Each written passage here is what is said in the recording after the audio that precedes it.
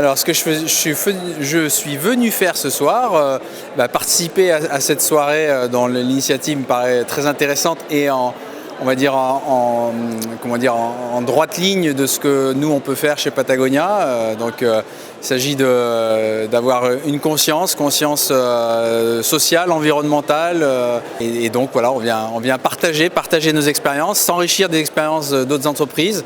Voilà, c'était l'objet de cette rencontre.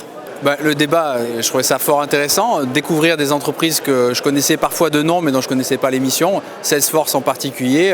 Je connaissais tout à fait l'entreprise sous sa marque mais pas forcément ses missions et tout ce qu'elle pouvait faire, ce 1%, 1%, 1%, je trouve ça magnifique, incroyable et content de voir qu'on n'est pas les seuls à œuvrer dans cette direction-là mais que il y a d'autres initiatives grosses comme celle de Salesforce, plus petites comme celle d'Elisabeth et toutes elles ont leur intérêt et je pense qu'il y a vraiment matière à s'inspirer les uns les autres et je crois que c'est essentiel, ça fait partie de nos missions.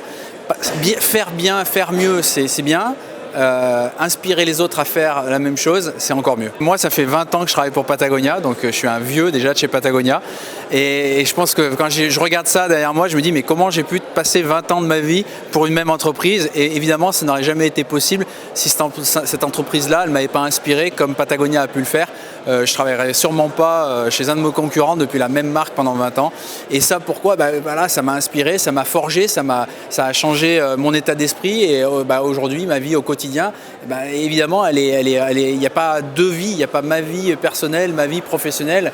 Les deux ne font qu'un et l'engagement que je peux avoir à titre professionnel, évidemment, se traduit dans ma vie du quotidien.